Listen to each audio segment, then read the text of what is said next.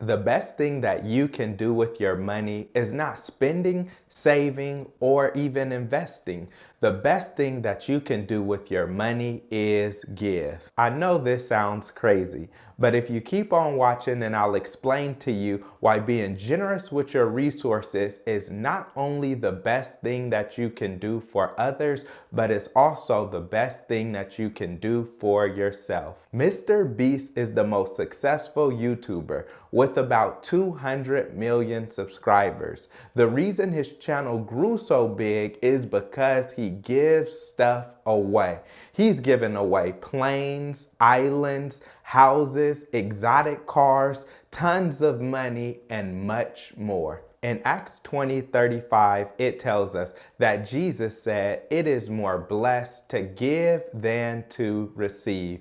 Many people pray for a blessing, whether it be a house, a car, a job, a promotion, or a raise, but you should not only pray for blessings, but you should pray that you can be a blessing to others. Whenever I sign one of my books, I write 2 Corinthians 9:11, which says, "You will be enriched in every way so that you may be generous on every occasion." Most people want more money so that they can buy more stuff.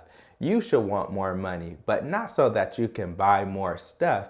You should want more money so that you can have more impact. For Christians, being generous with your finances can include giving to nonprofit organizations, family, friends, associates, and even strangers, but it especially includes giving to your church. Giving is rooted in the belief that everything that you have comes from God. And when you give to your church, it's an expression of your love, gratitude, and faith towards God. As a Christian, your mission is to help advance the gospel and share the good news about Jesus Christ to the world. One of the ways that you can help fulfill this mission is by giving generously to your church. When you give to your church, your resources help with operating costs such as supporting the staff, facilities, and creating opportunities for discipleship, worship, ministry, outreach, and missions.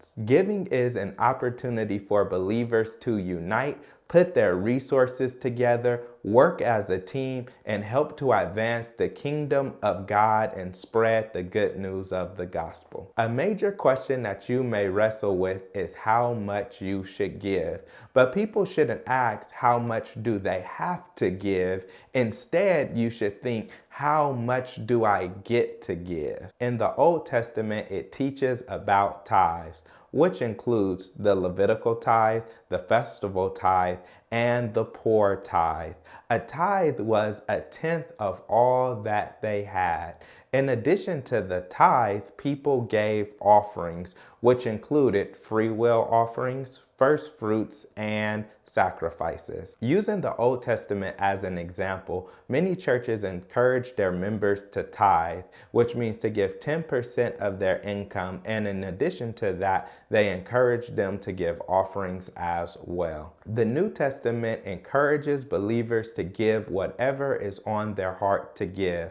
Some people take this to mean that they do not have to tithe, and they are not incorrect. But every example of giving in the New Testament exceeds 10% when it mentions an amount. And when it doesn't mention an amount, it implies that the believers gave even more than 10%. Examples of believers giving in the New Testament includes believers giving all that they had, believers selling all that they had, believers giving as much as they were able, and believers giving beyond their ability. Another major question that people ask is, should they give from their net income or their gross income? We have this question in America, but during biblical times, they did not ask these questions because all they had was their gross income. For an employee, the answer is simple. Yes, you should give from your gross income.